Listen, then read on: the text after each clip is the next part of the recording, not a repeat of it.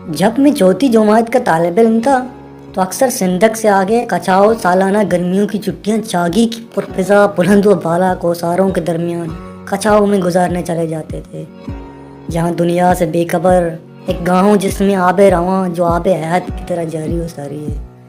हर तरफ सब्जा व बाग से चश्मे पुरनूर होते हैं। इन पहाड़ों के दरमियान गिदान व बुज़गिल की मौजूदगी का एक अलग माहौल था।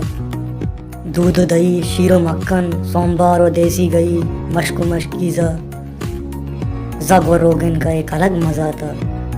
जब सिंधक से कचाओ की जानिब जा रहे थे तो पूछने पर पता चला कि कौन सी गांव है जहां चंद घराने रास्ते में मौजूद हैं, तो पता चला ये सिंधक है।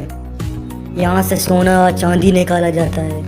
खुमार ही ना रहा ये सोना चांदी तांबा है क्या भला, और मौजूदा आलमी मार्केट में इसकी क्या वैल्यू है।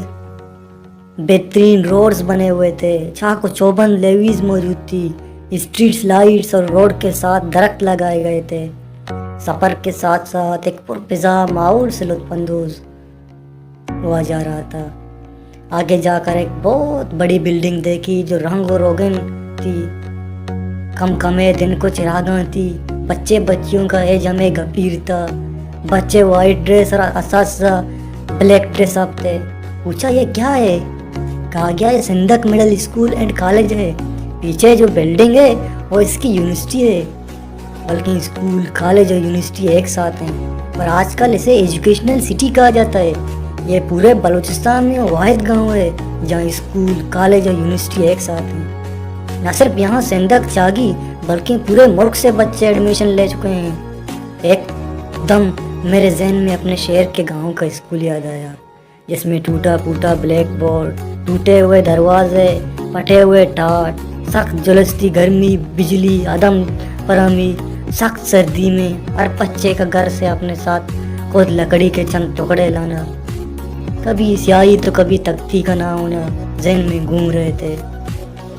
जबकि इस मिडिल स्कूल एंड कॉलेज में आलमी मयार की तालीम दी जा रही थी, क्योंकि यहाँ चाइना के कंपनी MRDL काम कर रही है, लिहाजा बीजिंग और हांगकांग का निसाब तालीम पढ़ाया जा रहा है।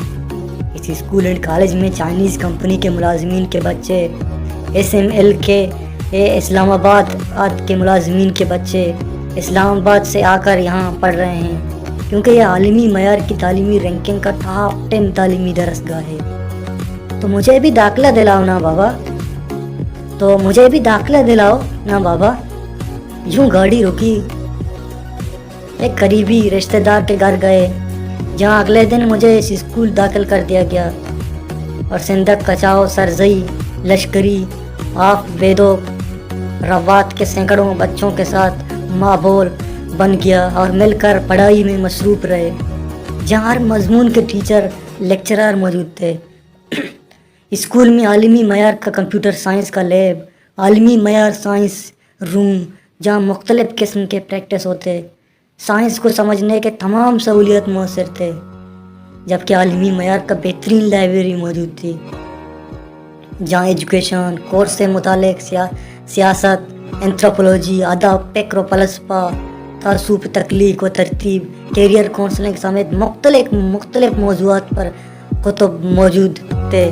और साथ ही डिजिटल लाइब्रेरी मौजूद थी, जहाँ दुनिया की मुख्तलिफ यूनिवर्सिटीज़ की क्लासेस की लाइव लेक्चर सुनने का भरपूर मौका मुयसर था। ये दुनिया को समझने का बेहतरीन मौका था, जहाँ मेस से लेकर हॉस्टल में रहने, वर्दी इस समेत तमाम सहूलियत मुहैया थी। शब और रोज़ गुजर गए, हम दोस्तों के साथ घुल मिल गए। सुबह क्लास होती, छुट्टी के बाद फ्रेश होने के बाद मेस में खाना लगता, दोपहर को आराम के बाद नमाज पढ़ते, आराम के बाद एक बहुत बड़ा स्पोर्ट्स कोर्स तलबा के लिए बनाया गया था, जहां तालिब इल्म मिलकर क्रिकेट, फुटबॉल, वॉलीबॉल, गोल्फ और दीगर इंडोर गेम्स खेल से जिस्मानी तौर पर मजबूती की प्रैक्टिस में मसरूफ़ होते। शाम को कुछ तालिब इल्म लाइब्रेरी जाते, कुछ तालिब इल्म ट्यूशन सेंटर जाकर कोर्स की तैयारी करते, जबकि एक साथ एक बहुत बड़ा सिनेमा हाउस बनाया गया था, जबकि हर संडे को तलबा की ज़हनी नशनुमा के लिए उम्र के हिसाब से फिल्म चलाए जाते थे, ताकि इनकी तकलीफ सहूलियात पर गर्द ना पड़े और ना आने वाली ज़िंदगी में नौजवान तकलीफ थी دنیا میں اپنا کردار ادا کر سکیں، جبکہ آداب شاعری نوشتہ کاری ماہانہ بنیادوں پر ہوتے تھے، جہاں کلاسز کے مقابلہ ہوتا تھا، جس سے ان کی اندرونی چھپے تخلیق کی آبیاری مقصود تھی۔ طلباء کی تعلیمی زندگی جاری رہی، ساتھ ہی اربوں خربوں ڈالر کے ذخائر سے نکالے جا رہے تھے۔ بہترین اسکول اینڈ کالج، جبکہ ان کے والدین اس پروجیکٹ میں اعلیٰ پوزیشنز پر کام کر رہے تھے، اور ان طلباء کو ماہانہ وظیفہ الگ مل رہا تھا، جیسے ان کی زندگی روشنی کی جانب گامزن تھی۔ ایک روشن مستقبل سندھ کپتان چاگی کی منتظر تھی۔ وقت رواں رہا یا بچے جوان ہوئے، سندھ پروجیکٹ کے عالمی تعلیمی وظائف سے امریکہ، فرانس، جرمنی، ناروے، چائنا، ہانگ کانگ، دنیا کے دیگر چند یونیورسٹیز میں یہاں کے مقامی طلباء کے داخلے ہونے لگے یہ تھے، جہاں یہ نوجوان سائنسدان، ادب، قانون، سیاسیات، سماجیات، انتھروپولوجی، تاریخ، فلسفہ، لینگویجز پڑھ رہے تھے۔ اور آج کئی نوجوان اس سندھ پروجیکٹ کے اسکول، کالج، یونیورسٹی سے فارغ ہو کر دنیا کے مختلف اداروں، ناسا، آئرلینڈ گیس کمپنی، سائنسی اداروں، گول ایمیزون، فیس بک، یورپ، امریکہ، افریقہ، خلیج، روس سمیت دنیا کے مختلف کمپنیز میں کام کر رہے ہیں۔ اکثر عالمی کمپنیز و مالیاتی اداروں، بینکس میں یہ سی ای اوز ہیں، یہی سندھ کے لوگ ہیں۔ دن ملکی سطح اور دنیا کی سطح پر موجود طلباء کا ریکارڈ جو اب پوری دنیا میں اچھی پوزیشنز پر ہیں۔ انہیں ای میل کیا گیا کہ سندھ پروجیکٹ اس اسکول اینڈ کالج کا 3 دہائیوں پر مشتمل 30واں کمبائنڈ ایئر گولڈن جوبلی منائی جا رہی ہے، کیونکہ بہترین تعلیمی سماجی حقوق دینے پر اسے MRDL کو سندھ پروجیکٹ کے نئے مائننگ سائٹ پر کام کر بھرپور حمایت سے ان کو یہ نیا ٹیکہ ملا ہے۔ اسی لیے یہ پروجیکٹ اپنے اثاثے یعنی طلباء کو بلا کر اپنے طلباء کے ساتھ نئے ایگریمنٹ اور سوشل رائٹس دینے کی عظیم گولڈن جوبلی منا رہی ہے۔ لہٰذا 25 مارچ تک میرے پورے ملک اور پورے دنیا میں پھیلے ہوئے طالب علم، فارغ شدہ طلباء جو عملی لائف میں ہیں، وہ 25 مارچ کو پہنچ جائیں تاکہ گولڈن جوبلی منایا جا سکے، کیونکہ آج سندھ پروجیکٹ کے منیجنگ ڈائریکٹر سندھ کے قریبی علاقے پرنر کے مقامی زمین دار و چراوے ناکو بھٹی کا بیٹا ہے، جو ان تمام طلباء کو بخوبی جانتا ہے، براہ راست رابطہ کر کے ان کو اس گولڈن جوبلی جشن کا دعوت دے رہا ہے۔ پورے سندھ گاؤں جو اب ایک شہر کی صورت اختیار کر چکا ہے، ہر طرف ڈبل روڈ، بڑی بڑی بلڈنگ، شاپنگ مال، ٹیکنیکل ادارے، سماجی گیدرنگ، پارک، سنیما ہاؤسز موجود ہیں۔ لائف اب کافی بدل چکی ہے۔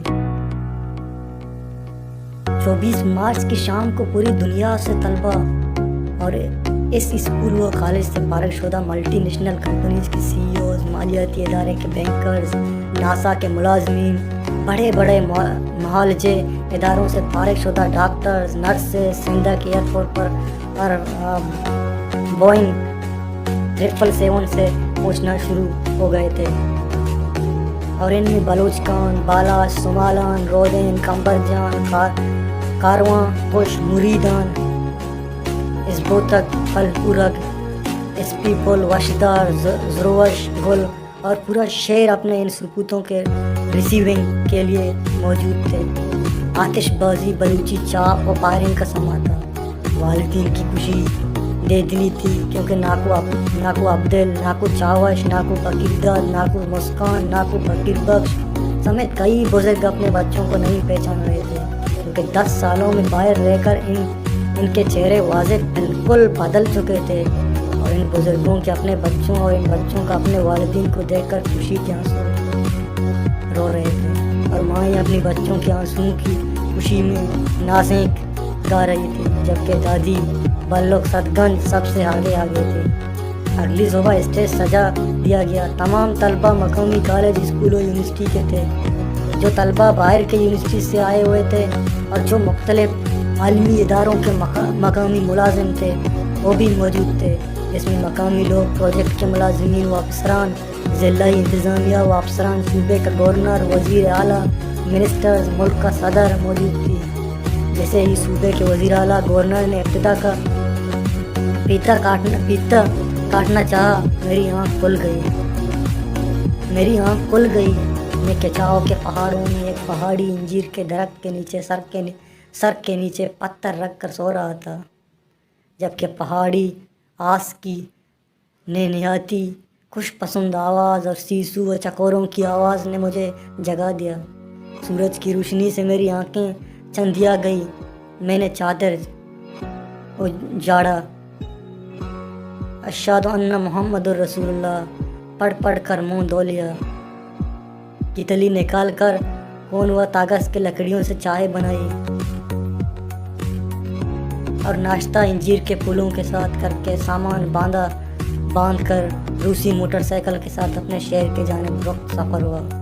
पहाड़ों से जैसे उतर को रोड पर आया तो सिंग व मट्टी से उभरी हुई रास्ता मेरी इस्तकबाल कर रहा था।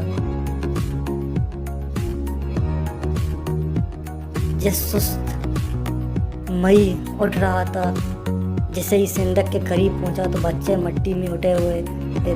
किसी का कमीज फटा हुआ था तो किसी के पाँव में जूते नहीं थे, तो कई चेहरों पर जल्दी बीमारियों के निशानात थे, तो कई बच्चे बड़े बूढ़े आंखों की जानलेवा बीमारियों का शिकार थे। कच्चे मकानात व सिंग बस्ती मकानात राह चलते अपनी पसमानदगी, लाचारगी, बज़गी, बदहाली की सूरत खुद बयान व नमायां कर रही थी। आगे जाकर स्कूल की हालत देखी, जो एक उजड़ी हुई दबिया थी जिसमें तारीकियों जालिमतों का राज था। क्लासेस के पंखे के पालिश ज़दा थे, बोर्ड उल्टी हुई थी तो किसी भी बच्चे के जान ले सकती थी। दरवाजे खिड़कियाँ टूट पर अपनी कहानी खुद बयान कर रही थी। ये तंज़िली पसमानदगी की अमली तस्वीर थी, जबकि स्कूल के प्रिंसिपल के कमरे पर तरस आ रहा था। तलबा के चेहरों से पसमानदगी और धर्मांधगी के आसार नुमायां थे। इस तरह जब हॉस्पिटल का दौरा किया, जहां चंद सहूलियात रखी हुई थी जो सिर्फ कंपनी के पार्टनर मुलाजिमीन के लिए थी, जबकि बाहर मकामी बीमारान की तवील लाइन थी जो मुख्तलिफ बीमारियों का शिकार थे। सबसे ज़्यादा मरीज जगर और फेफड़ों के थे, क्योंकि चमनी के जहरीले धुएँ और जहरीले पानी जो ज़ेर ज़मीन पीने के पानी से मिक्स हो चुकी जिससे